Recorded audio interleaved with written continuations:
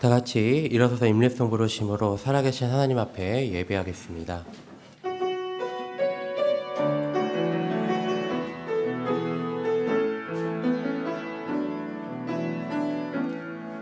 하늘의 문을 여소서, 이곳을 주목하소서. 주를 향한 노래가 꺼지지 않으니 하늘을 열고 보소서. 이곳에 임재하소서. 주님을 기다립니다. 기도의 향기가 하늘에 닿으니 주여 임재하여 주소서. 이곳에 오셔서 이곳에 앉으소서. 이곳에서 드리는 예배를 받으소서. 주님의 이름만이 오직 주의 이름만 이곳에 있습니다. 우리의 왕이신 여호와 하나님, 우리를 부르신 예배의 자리에서 오직 주님만을 높이기 원합니다. 우리의 마음을 받아주시고 오직 한 분이신 여호와 하나님만을 찬양하게 하옵소서. 예수님의 이름으로 기도드립니다. 아멘.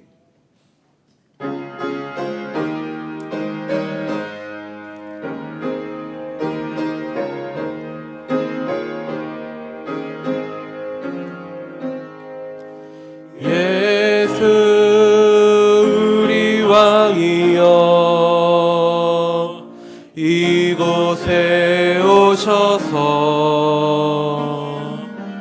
우리가 함께 드리는 영광을 받아 주소서.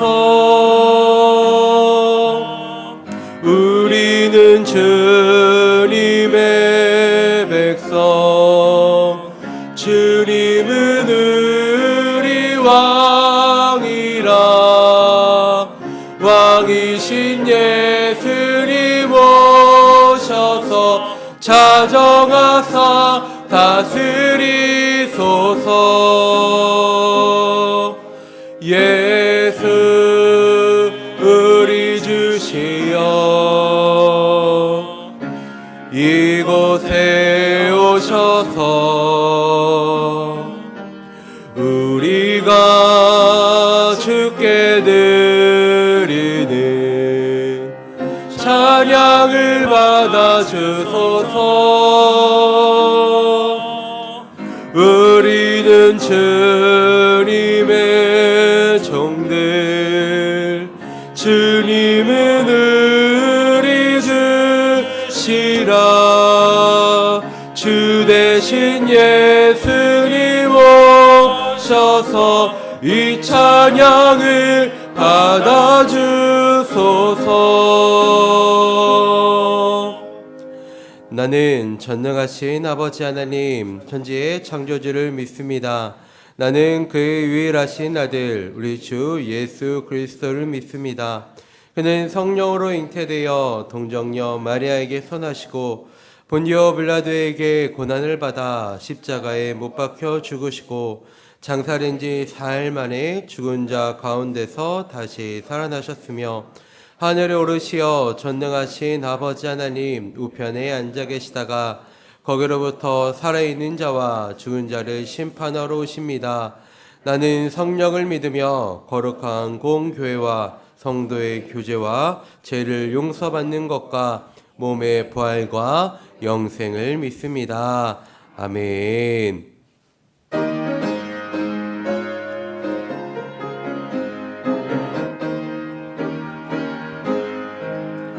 내 영혼의 햇빛 비치니 주 영광 찬란해. 이 세상 어떤 빛보다 이 빛 더 빛나네.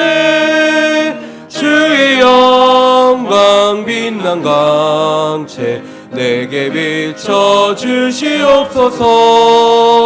그 밝은 얼굴 배울 때 나의 영혼 기쁘다. 내 영혼에 노래 있으니 주 찬양합니다. 주 귀를 기울이시사 다 듣고 계시네. 주의 영광 빛난 광채 내게 비춰 주시옵소서. 그 밝은 얼굴 배울 때 나의 영혼 기쁘다.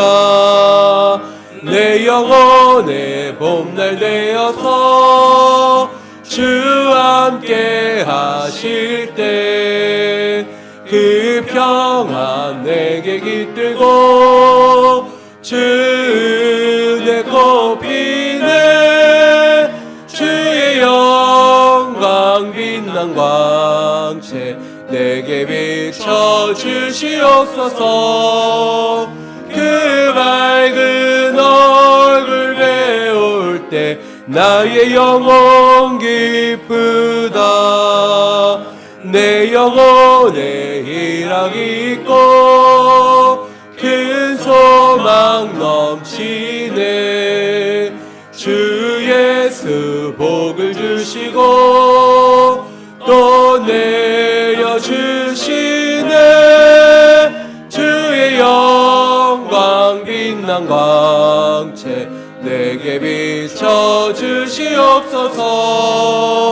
그 밝은 얼굴 배울 때 나의 영혼 기쁘다.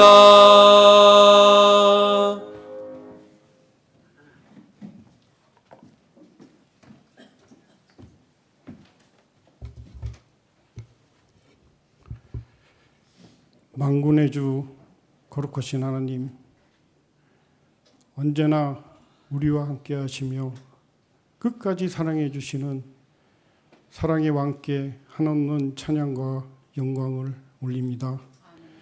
지난 한 주간도 폭염과 장맛빛 가운데 우리를 지켜주시고 오늘 거룩한 주일날 천국의 소망으로 주님 전에 나와서 예배를 드릴 수 있도록 인도해 주심을 감사드립니다.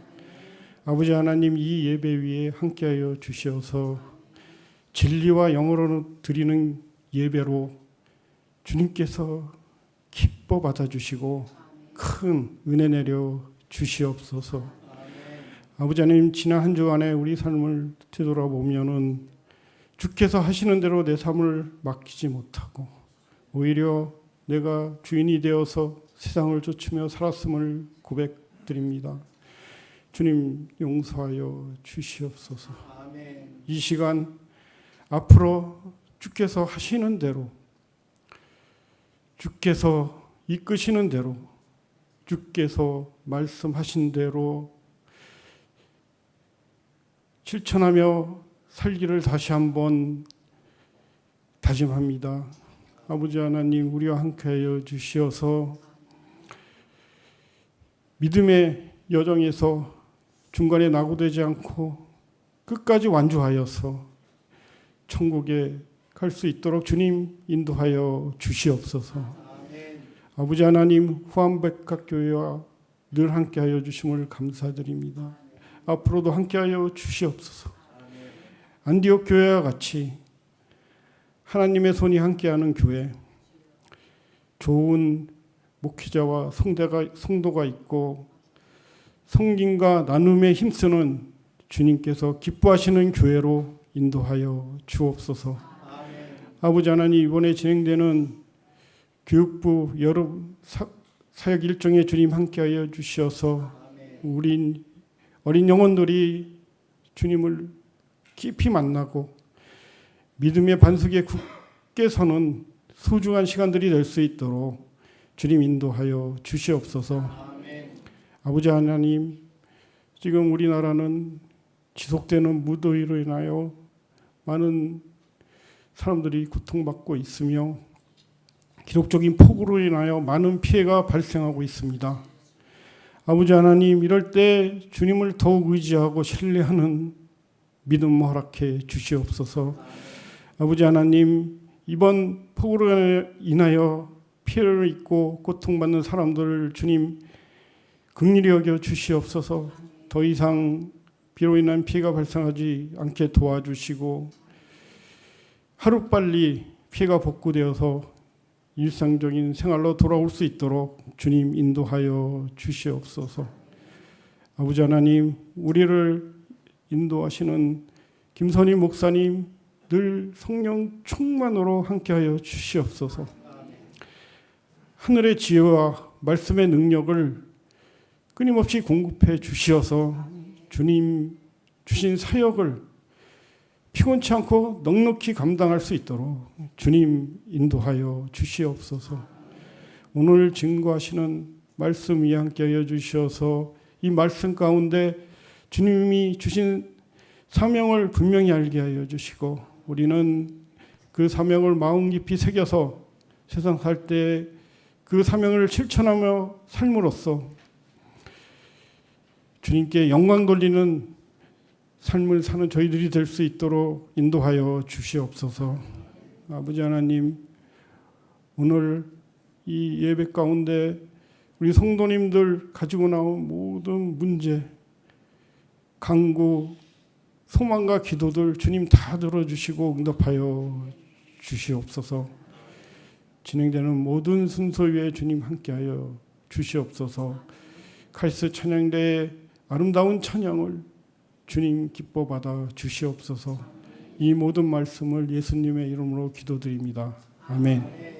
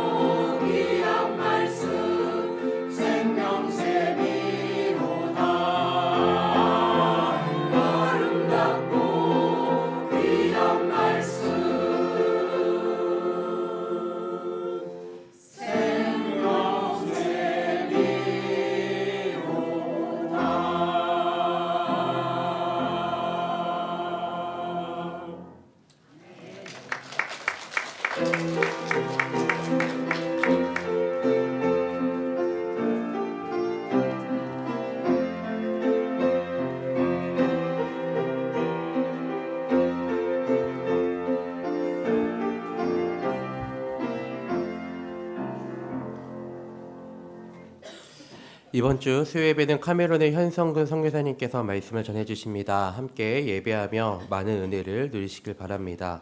안수집사의 원래가 오늘 오후 1시 20분에 있습니다. 교회 시설 보수 및 외벽 방수 공사를 위한 목적 헌금에 함께 동참해 주시기를 부탁드립니다.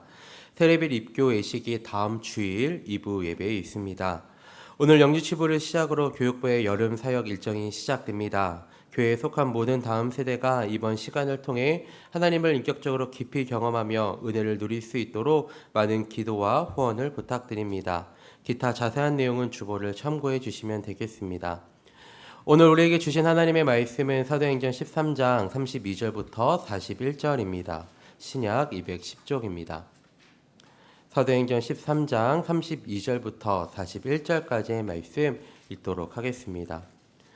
우리도 조상들에게 주신 약속을 너희에게 전파하노니 곧 하나님이 예수를 일으키사 우리 자녀들에게 이 약속을 이루게 하셨다 함이라.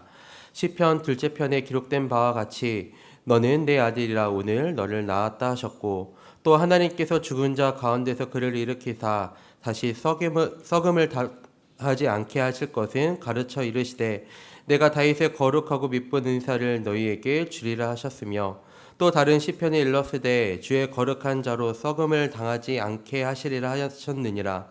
다윗은 당시 하나님의 뜻을 따라 섬기다가 잠들어 그 조상들과 함께 묻혀 썩음을 당하였으되 하나님께서 살리신 이는 썩음을 당하지 아니하였나니 그러므로 형제들아 너희가 알 것은 이 사람을 힘입어 제 사함을 너희에게 전하는 이것이며 또 모세의 율법으로 너희가 의롭다 하심을 얻지 못하던 모든 일에도 이 사람을 힘입어 믿는 자마다 의롭다 하심을 얻는 이것이라. 그런즉 너희는 선지자들을 통하여 말씀하신 것이 너희에게 미칠까 삼가라. 일러스되 보라 멸시하는 사람들아 너희는 놀라고 멸망하라. 내가 너희 때를 당하여 한 일을 행할 것이니 사람이 너희에게 일러줄지라도 도무지 믿지 못하리라 하였느니라 하니라. 아멘. 다 같이 일어서서 마음과 정성 다해 준비하신 예물 하나님께 봉헌하겠습니다.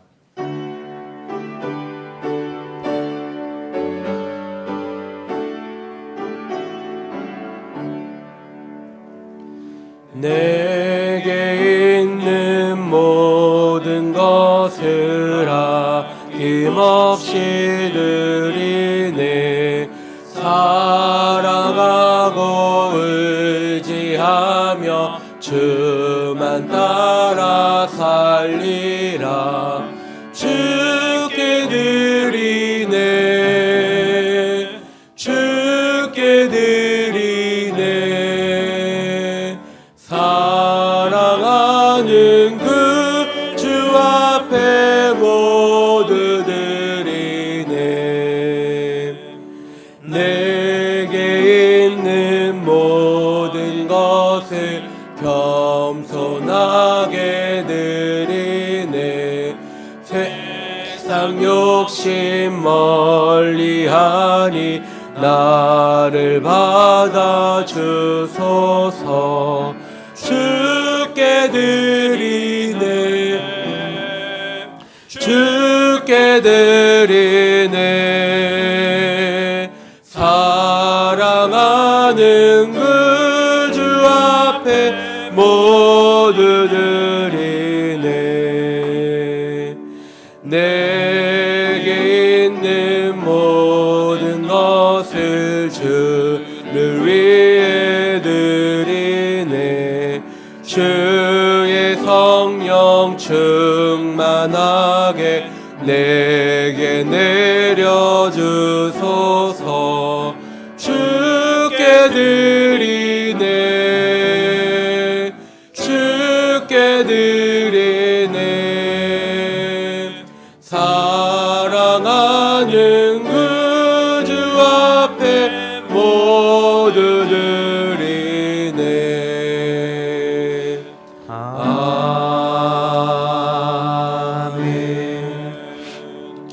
아멘. 하나님 아버지 은혜를 감사합니다. 지난 한 주간도 장마와 무더위 속에 저희들의 삶을 붙들어 주시고 오늘 주일에 예배당에 이렇게 모여서 예배하게 하시니 감사합니다. 주님, 우리의 예배를 흠양하여 받아주시고 이곳에 모인 성도들에게 한없는 은혜와 복을 허락하여 주옵소서. 아침이 일찍부터 먼 거리에서 또 준비하고 사모하는 마음으로 예배당에 나와서 함께 예배드리는 우리 모든 성도들을 기억해 주셔서 우리가 찬양한 것처럼 주님이 우리의 왕 되시고 주님이 우리의 주가 되셔서 우리의 심령과 우리의 육체와 우리의 영혼을 다스려 주옵소서. 아버지, 한 주간 살아가면서 그리스도와 함께 승리한 성도들에게는 기쁨과 영광으로 더 충만하게 하시고 또 세상에서 삶의 여러 가지 문제로 지치고 피곤하고 어려운 마음으로 주님 앞에 나온 심령들에게는 주님께서 그리스도의 보혈로 깨끗하게 씻어주시고 성령으로 도우시고 역사해 주시어서 다시 주님과 함께 한 주간을 살아볼 수 있는 힘과 용기와 은혜를 덧입혀 주옵소서. 아버지, 저희들이 마음을 다해 주님 앞에 예물 올려 드렸습니다. 기쁘게 흠양하여 받으시고 성도들의 가정과 심령들의 삶을 주님께서 두루 살펴주시어서 필요한 모든 것들을 때를 따라 하나님께서 공급하여 주옵소서. 특별히 하나님, 육체의 연약함으로 힘들어하는 지체들을 주님께서 불쌍히 여겨주시고 예수님의 피 묻은 손으로 어루만져 주시어서 속히 질병에서 노임받고 기쁨으로 신앙생활하는 날이 속히 올 수 있도록 주님 인도하여 주옵소서. 경제적인 문제나 또 자녀의 문제나 여러 가지 심령의 문제로 또 힘들어하는 지체들을 주님께서 위로하시되 그리스도의 의와 평강으로 다스려 주시어서 아버지 주시는 힘으로 또 넉넉하게 감당하고 또 이겨나갈 수 있게 하시고 어떠한 형편에도 우리의 믿음과 우리의 신앙이 흔들리지 않도록 하나님께서 능력의 손으로 붙잡아 주옵소서. 오늘도 사모하면서 주님 앞에 나온 성도들에게 주께서 성령으로 다스려 주시고 말씀 증거할 때 성령이 교회에게 하시는 말씀이 증거되게 하시고 우리의 마음과 생각과 심령과 예배를 방해하는 모든 악한 영들은 예수의 이름으로 떠나가고 주의 성령님께서 온전히 주장하여 주옵소서. 함께 하실 줄 믿고 감사드리며 예수님의 이름으로 기도드립니다. 아멘. 자리에 앉겠습니다.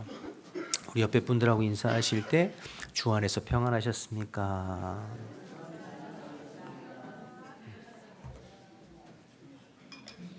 우리 매주 인사하는 거지만 주 안에서 평안하다는 게 얼마나 귀한 것인지 모르겠어요.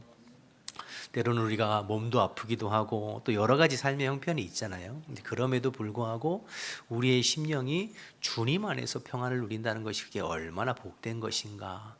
여러분, 한 주간 살아오시면서 여러 가지 또 모양이 있었겠지만 또 여러분들의 지금 마음이 또 삶의 형편이 다 다르시겠지만 언제나 그리스도의 의와 평강이 저와 여러분의 마음을 다스리는 그런 은혜가 있기를 주님의 이름으로 축복합니다. 우리는 지금 바울의 1차 선교 여행을 살펴보고 있는 중입니다. 1차 선교 여행의 핵심 지역은 갈라디아 지역이죠. 비시디아, 안디옥, 이고니온, 루스드라, 더베 이런 도시들이 속해 있는 지역을 갈라디아 지역이라고 부르고 바울의 1차 선교 여행의 주요 핵심 지역입니다. 그 중에서 우리는 바울의 선교의 두 번째 도시이고 또 갈라디아 지역의 첫 번째 성인 비시디아 안디옥에서 있었던 이야기들을 지금 살펴보고 있는 중입니다. 바울의 1차 선교 여행은 사도행전 13장과 14장의 두 장에 걸쳐 기록되어 있지요. 그리고 이 바울의 1차 선교 여행의 특징은 선교지마다 중요하고 특별한 중심이 되는 사건을 선별해서 기록했다고 지난 설교들을 통해서 제가 설명드렸습니다. 그래서 첫 번째 선교지였던 구브로 섬에서는 바울과 바예수, 그러니까 복음 전도자와 무당, 마술사의 영적인 치열한 대결을 통해서 서기오 바울을 가운데 놓고 어떻게 해서든지 예수 믿게 하려는 바울과 어떻게 해서든지 예수 믿지 못하게 하려고 하는 그 무당 바예수의 치열한 영적인 전쟁을 통해 우리의 선교지, 우리의 전도의 현장, 또 우리의 일상의 삶이 치열한 영적 전쟁임을 전쟁터임을 우리가 이미 나누었죠. 그래서 우리는 항상 긴장하면서 기도하면서 예수 그리스도의 이름으로 이 영적인 전쟁을 싸워야 함을 우리가 살펴보았습니다. 그리고 두 번째 선교지인 비시디아 안디옥에서는 바울의 설교가 핵심이라고 말씀드렸잖아요. 바울의 긴 설교, 회당에 가서 유대인과 경건한 이방인들이 모여있는 그곳에서 바울이 증거한 설교가 핵심이에요. 비시디아 안디옥에서 전한 바울의 설교는 오늘 17절에서 뒤에 41절까지 긴 설교인데, 바울의 설교는 크게 두 부분으로 구분해서 나눌 수 있습니다. 앞부분은 지난주에 살펴본 것처럼 17절에서 31절까지가 앞부분인데, 핵심은 예수님의 십자가와 부활 사건이 하나님의 주권과 섭리 가운데 이루어진 역사적인 사건이다, 실질적인 사건이다라는 것을 중심으로 해서 이제 바울이 말씀을 전했습니다. 그래서 바울의 설교의 주체가 하나님임을 우리가 살펴봤잖아요. 하나님이 택하시고 하나님이 구원하시고 하나님이 그 이스라엘 역사 속에 예수님을 보내주시고, 그 예수님이 우리의 죄를 대신해서 십자가에 죽으시고 부활하셨고, 그것이 역사적인 사실이고, 그 예수님의 부활을 목격한 증인들이 지금도 예수님의 부활을 증언하고 있다. 이런 내용이 이제 31절까지 이제 기록되어져 있는 것이죠. 그래서 지난주에 우리가 바울의 설교의 앞부분을 통하여서 역사의 주인이 하나님이시고 우리의 인생의 주인은 하나님이시다라는 것을 나누었습니다. 그러니까 삶의 주어를 하나님으로 두고 사는 것이 그리스도인임을 살펴보았죠. 그래서 사울 왕과 다윗 왕을 비교하면서 내 인생의 주어를 하나님으로 두는 삶과 내 인생의 주어를 나 자신에 두는 삶이 어떻게 다르고 그들의 삶이 하나님 앞에 어떻게 평가되는지를 살펴보았고, 세례 요한을 통하여서 내 인생의 주어를 하나님으로 두고 사는 사람들의 삶의 종국은 누구에게 집중된다고 그랬죠? 예수 그리스도께 집중되고 예수 그리스도를 증거하고 드러내는 삶을 살게 된다. 이런 내용들을 지난주까지 나누었습니다. 여러분 좀 기억이 나시죠? 네. 무슨 그런 얘기 했었나? 그렇게 하실 수도 있습니다만 그런 내용들을 나누었어요. 이제 오늘은 바울의 설교의 이제 뒷부분인데요. 말씀드린 대로 앞부분은 바울이 예수 그리스도의 십자가와 부활에 대해서 하나님의 주권과 섭리를 중심으로 한 역사적인 설교를 했다면, 오늘 이제 살펴본 바울의 뒷부분은 구약 성경을 중심으로 해서 하나님 예수 그리스도의 십자가와 부활이 구약에 예언된 말씀의 성취라라는 한 부분들을 변증적으로 이제 설교하는 부분이 오늘 뒷부분이에요. 그러니까 쉽게 말해서 사도 바울의 설교의 핵심은 예수의 십자가와 부활입니다. 예수님이 이 땅에 오셔서 우리를 위해서 십자가에 죽으시고 3일 만에 부활하셔서 그 예수님을, 부활하신 예수님을 믿음으로 말미암아 의롭다함을 얻고 믿음으로 말미암아 구원받는다. 이게 이제 바울이 전하고 싶은 설교의 핵심, 복음의 핵심이죠. 그런데 이 예수님의 십자가와 부활에 대해서 바울이 두 가지 방법으로 설교를 하고 있는 거예요. 하나는 예수님의 십자가와 부활은 하나님이 주도적으로 이스라엘 역사 가운데 행하신 실질적인 사건이다. 그리고 그 실질적인 부활의 사건을 눈으로 목격하고 경험한 자들의 입술을 통해서 지금도 그리스도의 부활이 증거되고 있다. 이렇게 이제 전반부에 설명하는 것이고, 후반부에 또 하나의 방법은 예수님의 십자가와 부활은, 특별히 부활은 구약 성경의 구약의 선지자들부터 예언된 구약의 말씀이 그대로 성취되어져 이루어진 것이다 라는 것을 구약 성경을 풀어 설명하면서 설교하는 것이 바울의 뒷부분의 오늘 설교예요. 그래서 오늘 이 부분을 좀 살펴보려고 하는데요. 조금은 복잡할 수 있겠지만 그러나 말씀 하나하나를 통해서 특별히 33절에서 37절까지 예수님의 십자가와 부활, 특별히 부활이 어떻게 이제 성취되었는지, 구약 성경의 말씀을 통해서 성취되었는지 총 3개의 구약 성경을 인용하면서 바울이 설명하고 있는 부분이 나옵니다. 말씀을 좀 보실까요? 32절과 33절을 먼저 좀 보겠습니다. 우리도 조상들에게 주신 약속을 너희에게 전파하노니. 조상들에게 주신 약속, 구약의 말씀, 구약의 언약들이죠. 33절 곧 하나님이 예수를 일으키사 우리 자녀들에게 이 약속을 이루게 하셨다 함이라. 그런데 그 약속이 어떻게 성취됐냐면 시편 2째 편에 기록된 바와 같이 너는 내 아들이라 오늘 너를 낳았다 하신 이 말씀이 예수님의 십자가와 부활로 이제 성취되었다는 거예요. 그러니까 시편 2편 7절 말씀인데요. 무슨 얘기냐면 예수님이 부활하신 것은 사망 권세 깨트리시고 부활하신 것임과 동시에 하나님의 능력으로 예수님이 무덤을 열고 부활하신 것은 그가 하나님의 참 아들이심을 증명하고 확증하는 사건이었다라는 것을 이제 전하는 것이죠. 그런데 그건 구약의 시편 2편 7절 말씀에 이미 예언된 말씀이 예수님의 부활로 성취된 것이다. 이렇게 설명하고 있는 것입니다. 이어서 34절 말씀인데요. 이사야 55장 3절 말씀을 인용해서 또 이렇게 말합니다. 또 하나님께서 죽은 자 가운데서 그를 일으키사 다시 썩음을 당하지 않게 하실 것을 가르쳐 이르시되, 그러면서 이제 이사야 55장 3절을 인용하는데요. 내가 다윗의 거룩하고 미쁘신 은사를 너희에게 주리라 하셨으며. 그러니까 이 말은 뭐냐면 예수님의 부활 사건이 다윗과 약속한 그 다윗 언약을 성취한 것이다. 이렇게 설명하고 있는 거예요. 그러면 그 다윗 언약이 무엇인가? 바울이 인용한 이사야 55장 3절을 먼저 보시면 이사야 55장 3절이 이렇게 기록하고 있어요. 너희는 귀를 기울이고 내게 나와 들으라. 그리하면 너희의 영혼이 살리라. 내가 너희를 위하여 영원한 언약을 맺으리니 곧 다윗에게 허락한 확실한 은혜니라. 이게 이제 다윗과 맺은 다윗 언약을 이야기하는 건데, 다윗에게 허락한 확실한 은혜, 이게 뭘까요? 이건 이제 다윗 언약인데, 다윗 언약은 사무엘하 7장 13절에 좀 더 구체적으로 나와 있어요. 보시면 그는 내 이름을 위하여 집을 건축할 것이요. 그 다음 보세요. 나는 그의 나라 왕위를 어떻게 해요? 영원히 견고하게 하리라.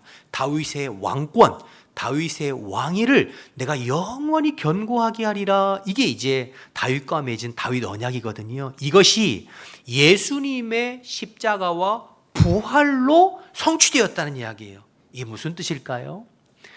다윗과 맺은 언약은 하나님의 나라에 관한 이야기인데, 그 하나님의 나라, 영원히 쇠하지도 않고 망하지도 않은 다윗의 왕권을 영원히 보장하겠다고 하는 그 하나님의 나라는 이 땅의 정치적인 어떤 나라가 아니라 예수님의 십자가 부활로 그를 믿는 우리의 심령과 삶에 임하는 그 하나님의 나라를 뜻하는 거죠. 그 하나님의 나라가 예수님의 부활로 우리에게 임하고 성취되었다. 그러니까 구약에 예언된 그 다윗 언약이 그리스도의 십자가와 특별히 부활로 우리에게 성취됨을 설명해주고 있는 것이죠.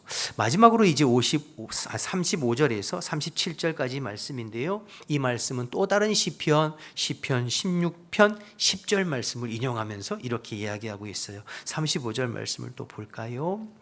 또 다른 시편에 이르시되 주의 거룩한 자로 썩음을 당하지 않게 하시리라 하셨느니라. 이건 시편 16편 10절 말씀을 인용했는데요. 시편 16편 10절 말씀 한번 띄워주시겠어요? 인용한 말씀. 이는 주께서 내 영혼을 수월에 버리지 아니하시며 주의 거룩한 자를 멸망시키시 않으실 것임이니이다. 이 말씀 그대로 예수님을 수월, 음부, 지옥에 버리지 아니하시고 다시 그를 부활하여 일으키심으로 말미암아 그를 믿는 모든 자에게 부활의 소망을 허락하셨다는 뜻이지요.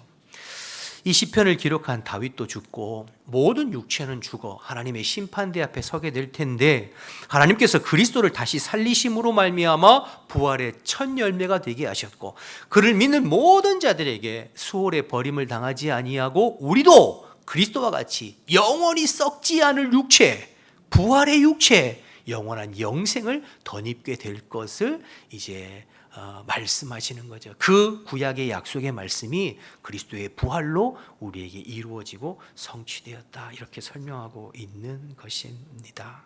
그러니까 사도 바울은 지금 구약 성경의 세 가지 말씀, 시편 2편 7편, 이사야 55장 3절, 시편 16편 10절 말씀을 인용하면서 예수님의 부활이 이 구약에 약속된 말씀을 우리에게 성취하셨음을 설명하고 있는 것입니다.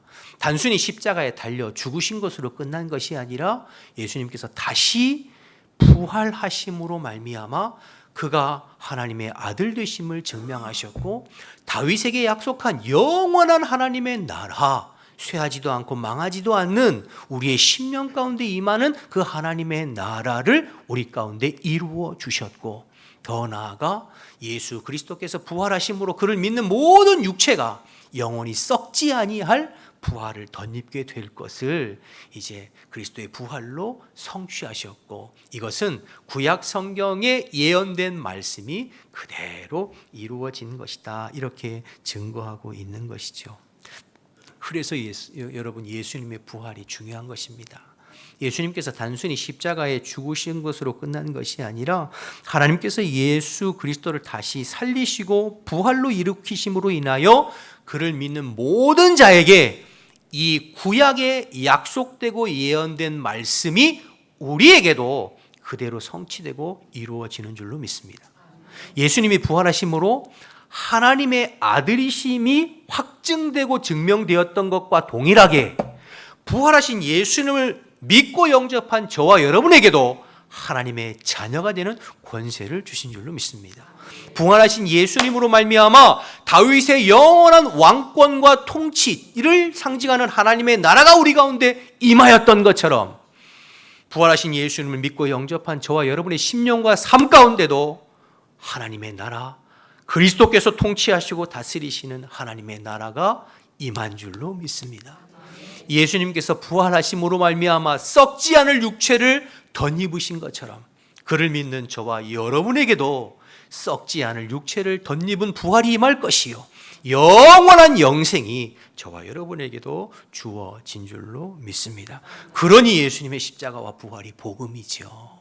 이 복음을 믿음으로 말미암아 의롭다함을 받고, 이 복음을 믿음으로 말미암아 구원에 이르게 되는 줄로 믿습니다. 그래서 여러분, 지금 바울이 이것을 설명하고 있는 거예요. 모든 믿는 자에게 구약에 약속된 모든 은혜와 복이 그리스도 안에서 이루어지고, 그 그리스도를 믿음으로 말미암아 의롭다함을 받고 믿음으로 말미암아 구원받는. 그래서 결론을 어떻게 내고 있습니까? 38절 39절 결론이에요.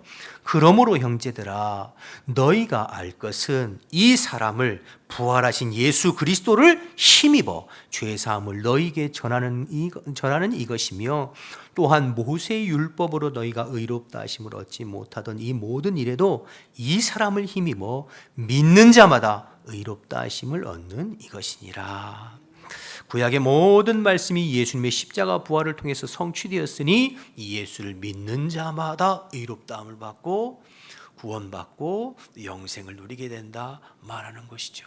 그러니 여러분, 이게 얼마나 귀한 복음입니까?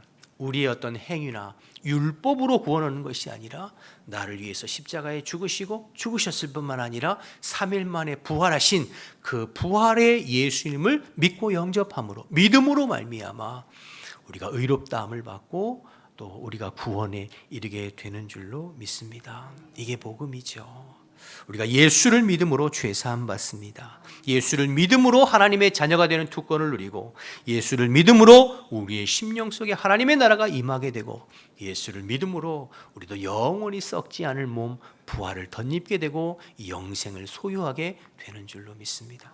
바라기는 오늘 이 사도 바울이 전한 이 복음의 말씀을 통하여서 저와 여러분에게도 나를 위해 십자가에 죽으시고 부활하신 예수님 마음의 구주와 주님으로 믿고 영접하여 주님께서 성경에 약속한 모든 하나님의 은혜와 약속이 저와 여러분의 심령과 삶 속에 그대로 이루어지는 저와 여러분 되시기를 주님의 이름으로 축복합니다. 혹시 우리 지체들 중에 아직도 예수님을 마음의 구주로 믿고 영접하지 못한 분이 있다면 오늘 이 말씀을 통해서 마음의 문을 활짝 열고 우리의 영원한 구원자 되시고 구주가 되시는 예수님을, 부활하신 예수님을 마음의 구주로 영접하여 영생을 누리는 저와 여러분 되시기를 주님의 이름으로 축복합니다. 이것이 바울이 전한 복음의 핵심입니다. 자, 그런데 바울이 이 복음을 전하기 위해서 사용한 도구가 무엇이었나요? 말씀이었죠. 구약의 말씀, 구약 성경 말씀입니다. 구약 성경을 통해서 예수님의 부활을 정했어요. 바울은 철저하게 성경을 통해서 예수님의 죽으심과 부활하심을 성경을 가지고 설명했어요. 어떤 재미있는 예화나 즐거운 이야기를 통해서 설명한 것이 아니라 철저히 성경을 통해서 성경을 풀었고 성경을 통해서 예수님의 십자가와 부활의 의미를 전달한 것을 보게 됩니다. 저는 이 부분이 참 인상적이었어요. 설교는 항상 청중, 듣는 사람들에 따라 접근 방식이 달라지기 마련이거든요. 그런데 바울을 통해서 중요하게 바라볼 포인트는 철저하게 말씀을 가지고 설교했다는 거예요. 그 말씀이 설교의 중심이었다는 것을 이제 바라보게 됩니다. 그래서 여러분, 말씀이 중요합니다. 교회는 뭐 하는 곳이냐면 하나님의 말씀을 연구하고 설교하고 가르치고 전하고 배우는 곳이 교회입니다. 교회가 이 땅에 존재하는 목적 중에 하나는 주의 말씀으로 성도들을 잘 양육하고 가르쳐 그리스도의 온전한 자로 세워가는 것, 그게 교회가 존재하는 목적이죠.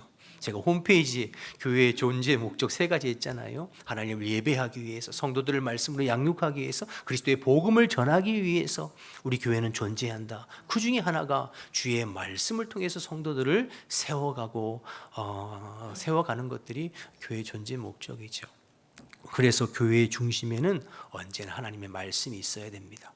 성도들의 삶의 중심에는 항상 주의 말씀이 있어야 될 줄로 믿습니다. 여호수아 1장 8절 말씀을 한번 띄워보셔 보실래요? 우리 같이 읽어볼까요? 시작. 율법책을 내 입에서 떠나지 말게 하며 주야로 그것을 묵상하여 그 안에 기록된 대로 다 지켜 행하라. 그리하면 내 길이 평탄하게 될 것이며 내가 형통하리라. 주께서 말씀하셨습니다. 시편 1편 1절과 2절 말씀도 보실까요? 함께 봅니다. 시작. 복 있는 사람은 악인들의 꾀를 따르지 아니하며 죄인들의 길에 서지 아니하며 오만한 자들의 자리에 앉지 하며 오직 여호와의 율법을 즐거워하며 그의 율법을 주야로 묵상하는 자가 복이 있다 말씀하셨어요. 마지막으로 디모데 후서 3장 16, 17절 말씀도 함께 봅니다. 시작. 모든 성경은 하나님의 감동으로 된 것으로 교훈과 책망과 바르게 함과 의로 교육하기에 유익하니 이는 하나님의 사람으로 온전하게 하며 모든 선한 일을 행할 능력을 갖추게 하는 것이 어디에 있다고요? 하나님의 감동으로 쓰여진 성경 말씀, 주의 말씀으로 우리 성도들이 온전하게 되고 하나님의 뜻대로 행할 능력이 어디로부터 나온다는 거죠? 주의 말씀으로부터. 그러니까 성경은 계속해서 주의 말씀을 가까이 하고 주의 말씀을 마음에 두고 그 말씀을 묵상하고 그 말씀대로 지켜 행하고 그 말씀대로 살아갈 때 하나님 앞에 바른 길을 걸어갈 수 있고 복된 인생이 되고 하나님께서 보장하시는 형통한 인생을 살게 된다.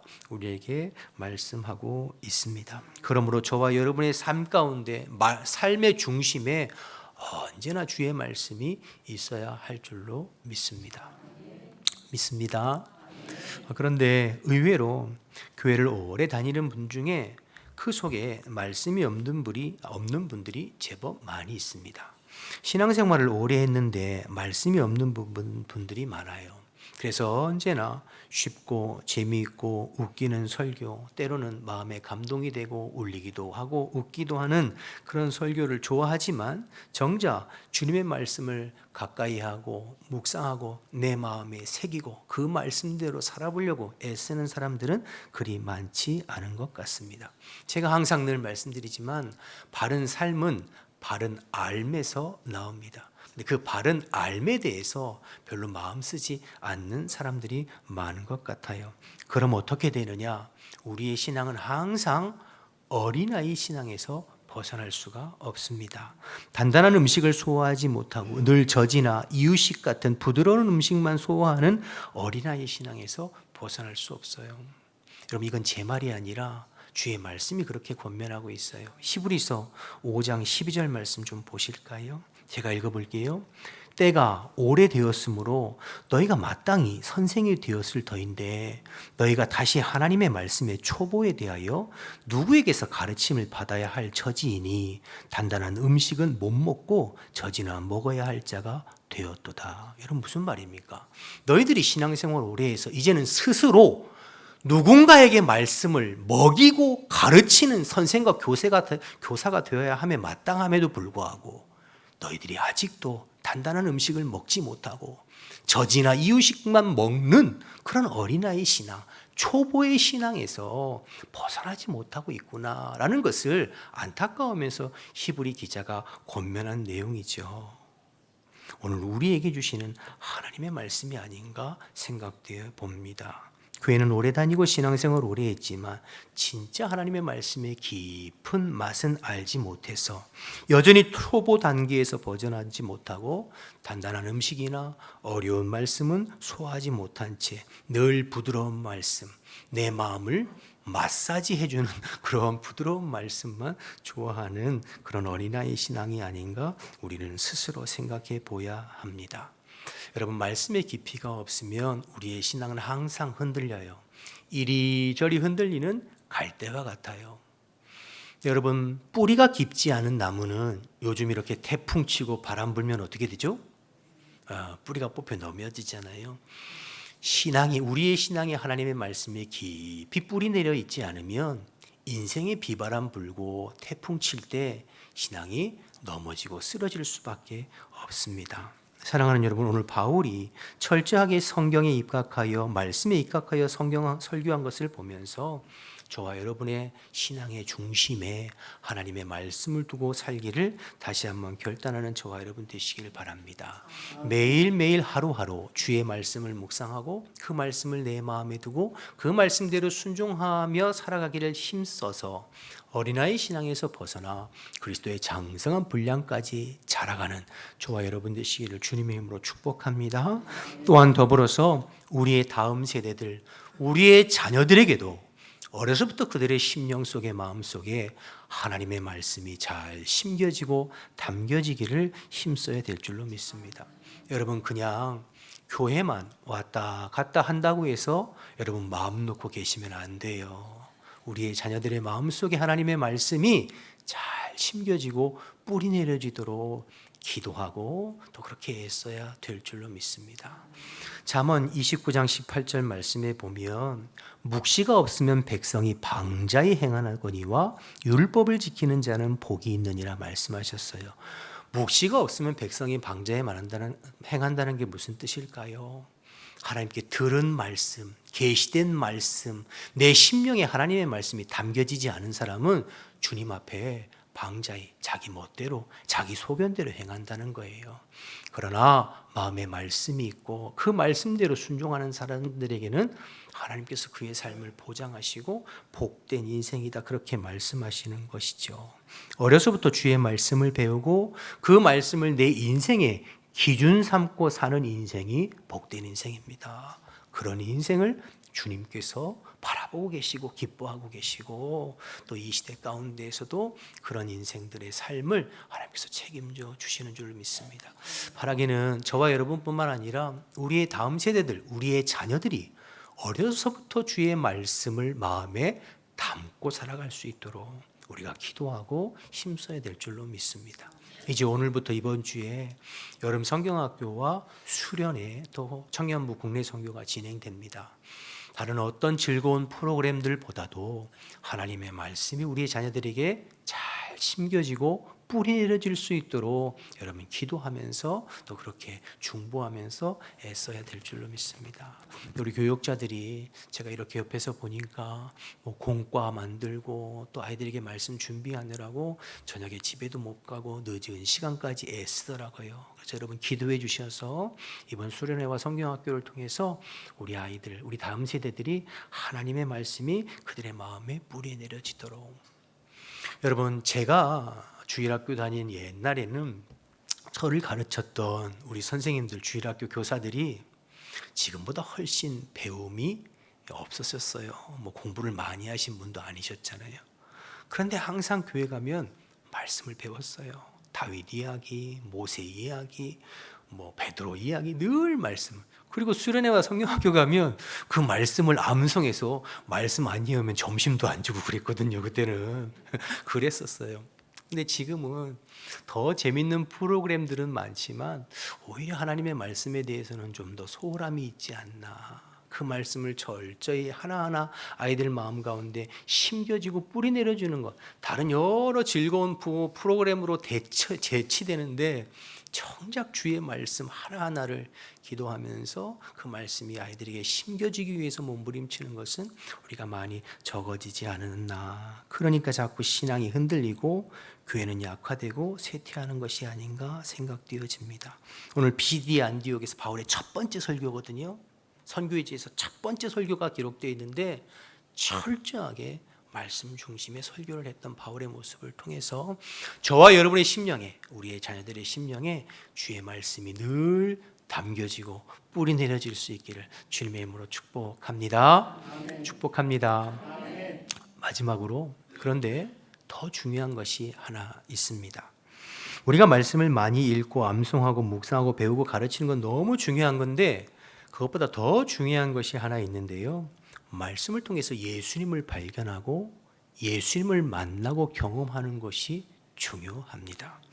말씀을 많이 아는 것보다 중요한 것은 그 말씀을 통해서 예수님을 발견하고 만나는 것이 중요해요. 말씀을 통해서 예수님을 만나고 발견하지 못하면 아무 소용이 없어요. 여러분, 바울은 구약 성경을 통해서 누구를 발견하고 전하고 있나요? 예수님을 발견하고 전하고 있잖아요. 구약의 선지자들이 예언한 모든 말씀이 예수님을 통해서 이루어지고 성취되어졌다. 말씀을 통해서 예수님을 발견하고 예수님을 증거하고 있죠. 이것이 참 귀한 것입니다. 근데 이게 안 되면 안타까운 거죠. 저는 오늘 말씀을 묵상하면서 깜짝 놀랄 만한 사실 하나를 발견하게 되었는데요. 여러분 26절과 27절 말씀을 여러분 성경을 보실까요? 26절, 27절. 형제들아, 아브라함의 후손과 유대인을 뜻하는 거죠. 너희 중에 하나님을 경외하는 자들아, 경건한 이방인들을 이야기하는 거예요. 이 구원의 말씀을 예수님이죠, 우리에게 보내셨거늘. 27절 잘 보세요. 예루살렘에 사는 자들과 그들 관리들이 예수와 및 그다음 뭐라고 나와 있죠? 안식일마다 외우는 바 선지자의 말을 어떻게 해요? 알지 못하고 예수를 정죄하여 선지자의 말을 응하게 하였다. 무슨 말입니까? 유대 종교 지도자들과 유대 관리들이 매 주일마다, 매 안식일마다 성전에 모여서 말씀을 외우고 전하고 가르치고 공부했다는 거예요. 구약 성경의 말씀을. 그런데 그들이 그 말씀을 통해서 누구를 발견하지 못했어요? 예수님을 발견하지 못하고 예수님을 찾지 못하고 예수님을 만나지 못했어요. 성경은 많이 알고 암송하고 배우고 가르치는데 정작 그 성경의 주인공 되시는 예수님을 알지 못했죠. 결국 그들이 예수님을 십자가에 못 박아 죽였잖아요. 참 안타까운 일이죠. 우리도 이럴 수 있어요. 우리 주변에도 보면 어디서 주워 들은 이야기들은 많아서 말씀에 대해서 제법 많이 아는 것처럼 보이는 사람들이 있어요.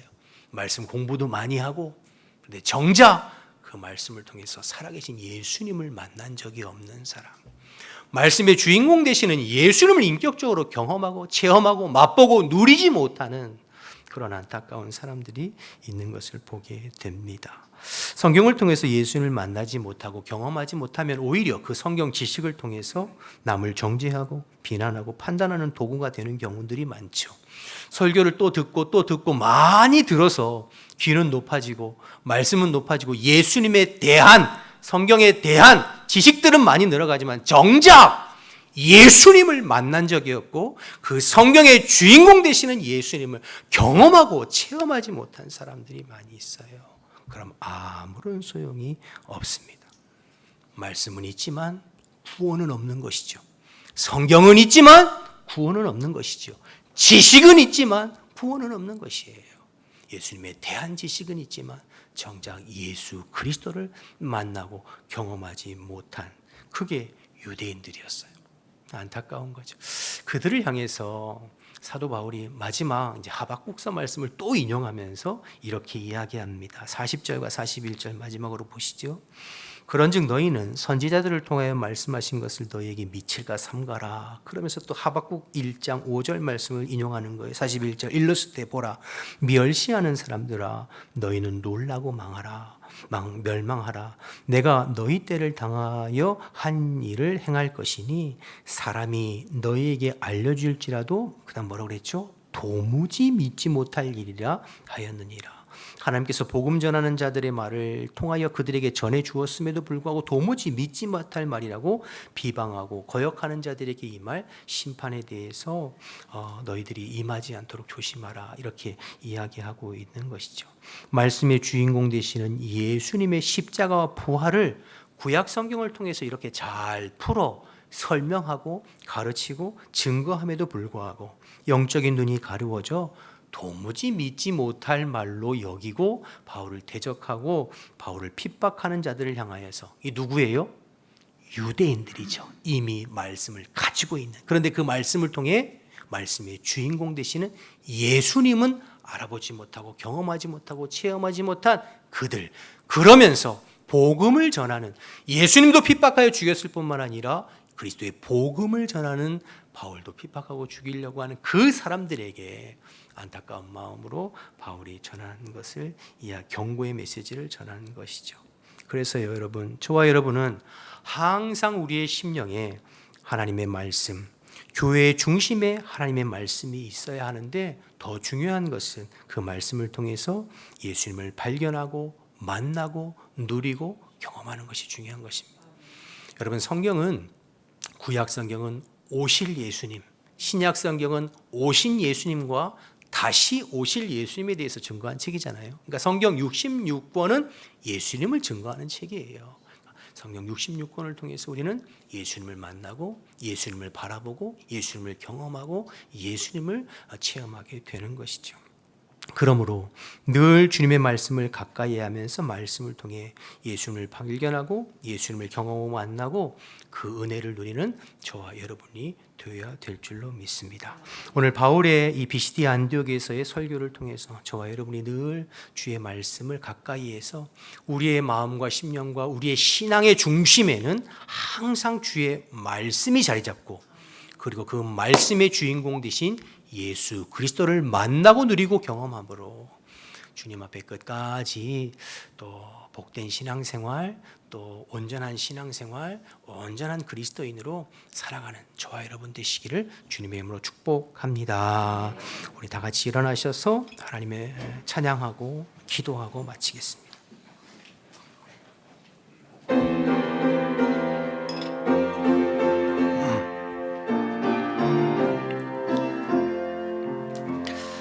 달고 묘한 그 말씀 생명의 말씀은 귀한 그 말씀 진실로 생명의 말씀이 나의 길과 믿음 밝히 보여주니 아름답고 귀한 말씀 생명샘이로다. 아름답고 귀한 말씀 생명샘이로다. 귀한 주님의 말씀은 내 노래 되도다. 모든 사람을 살리는 생명의 말씀을 값도 없이 받아 생명길을 가니 아름답고 귀한 말씀 생명샘이로다. 아름답고 귀한 말씀 생명샘이로다. 멀리 울리어 퍼지는 생명의 말씀을 마음의 용서와 평안을 골고루 주라니 다만 예수 말씀 듣고 복을 받네 아름답고 귀한 말씀 생명샘이로다 아름답고 귀한 말씀 생명샘이로다. 아멘. 우리 주신 말씀 생각하면서 기도하기를 원하는데요. 바울의 설교가 철저하게 말씀 중심이었던 것을 기억하면서 내 삶의 중심에 언제나 하나님의 말씀이 중심이 되도록 말씀의 뿌리를 더 깊이 내려서 흔들림 없이 견고한 신앙생활을 할 수 있도록 어린아이의 단계에서 벗어나 그리스도의 장성한 분량까지 자라가는 성숙한 그리스도인이 되도록 결단하면서 기도했으면 좋겠고, 우리의 다음 세대, 우리의 자녀들의 마음속에도 하나님의 말씀이 잘 심겨질 수 있도록, 무엇보다 성령님께서 말씀을 조명하셔서 말씀을 대할 때마다 말씀 속에서 살아계신 예수님을 발견하고 만나고 누리는 복된 신앙생활을 할 수 있도록 우리 주신 말씀 생각하면서 우리 주님을 한번 부르고 통성으로 기도하겠습니다. 주여, 하나님 아버지, 은혜와 사랑을 감사합니다. 오늘 아침에도 저희들 주님의 말씀을 함께 나누고 또 기도할 수 있도록 은혜 베풀어 주셔서 감사합니다. 하나님, 주님의 말씀이 생명이요 주님의 복음의 말씀이 능력임을 고백합니다. 언제나 우리의 마음 가운데 살아계신 주의 말씀이 중심이 되어서 그 말씀을 묵상하며 그 말씀대로 순종하며 살아가는 저희들 되게 도와주시고, 무엇보다도 말씀의 주인공 되시는 예수님을 말씀을 통해서 경험하고 만나고 누리고 맛보고 동행하는 저희들의 삶이 될 수 있도록 하나님 인도하여 주옵소서. 우리의 심령과 우리의 교회 가운데 말씀이 중심이 될 뿐만 아니라 우리 하나님 아버지의 자녀들과 우리 교회의 다음 세대 가운데 말씀이 중심이 되고 자리 잡아서 그 말씀이 우리 어린 심령들 가운데 잘 심겨지고 뿌리 내려질 수 있도록 주님 인도하여 주옵소서. 그래서 이 악하고 음란한 세대 가운데 세상의 풍조를 따라 사는 것이 아니라 주님의 말씀을 기준 삼아 살아가는 거룩하고 구별된 주의 백성들로 잘 자라고 성장할 수 있도록 주님 인도하여 주옵소서. 오늘도 주의 말씀 앞에 결단하며 기도하는 아버지, 저희들의 마음과 심령 가운데 주님께서 찾아와 주시어서 우리의 마음과 심령을 새롭게 하시고 하나님의 말씀이 잘 심겨지고 뿌리 내려져 그 말씀에 반응하고 순종하면서 주님과 동행하는 복된 한 주간의 삶이 될 수 있도록 주님 인도하여 주옵소서. 우리의 마음과 심령을 방해하는 모든 악한 영들을 예수의 이름으로 떠나가고 오직 주의 성령님께서 우리를 다스려 주시고 주장하여 주시어서 말씀이 깨달아지고 느껴지고 경험되어지는 놀라운 은혜를 날마다 체험할 수 있도록 하나님 인도하여 주옵소서. 주님께서 그렇게 도와주시고 인도하시고 역사하실 줄로 믿습니다. 감사합니다. 하나님 감사합니다. 오늘도 저희들에게 말씀해 주셔서 감사합니다. 사람의 말이나 인간적인 생각들은 다 떠나가게 하시고 그리스도의 복음과 주님의 말씀이 우리의 심령 가운데 잘 심겨지고 뿌리 내려질 수 있도록 주님 인도하여 주옵소서. 그래서 정말로 이 세대 가운데 이 세대를 본받지 아니하고 말씀에 늘 깨어서 하나님의 선하시고 기뻐하시고 온전하신 뜻이 무엇인지를 분별하여 주님의 말씀을 우리의 삶의 기준 삼고 살아가는 복된 인생 될 수 있도록 주님 인도하여 주옵소서. 이제 오늘부터 시작되어지는 성경학교 모든 일정 가운데 성령님 함께 해주시어서 처음부터 끝까지 주님께서 도와주시고 특별히 우리의 다음 세대, 우리의 자녀들의 마음속에 살아계신 주님의 말씀과 그리스도의 복음이 잘 심겨질 수 있도록 은혜 베풀어 주옵소서. 이 일을 위해서 수고하고 헌신하는 주의 종들과 우리 모든 교사들에게 성령의 충만함을 덧입혀 주시고 주님 의지하면서 최선을 다해 한 말씀 한 말씀 전할 때에 주께서 일해 주시고 역사해 주시옵소서. 이제 다시 또 세상으로 가정으로 일터로 나아갑니다. 주님께서 동행해 주시어서 순간순간 하나님의 말씀이 떠오르게 하시고 또 주님이 주시는 힘과 능력으로 영적인 싸움을 싸워 승리하는 복된 한 주간이 될 수 있도록 인도하옵소서. 주시옵소서. 특별히 무더위와 장마 속에서 흩어져 있는 성도들 눈동자와 같이 지키고 보호하여 주시어 영과 육이 상하지 아니하고 주 안에서 건강할 수 있도록 주님 붙들어 주시옵소서. 이제는 우리 주 예수 그리스도의 은혜와 하나님 아버지의 크신 사랑과 성령의 교통하심이 주신 말씀 마음에 새기고 한 주간 주님과 동행하기를 결단하는 우리 모든 성도들 머리 위에 지금부터 영원토록 함께 하시기를 간절히 축원하옵나이다. 아멘.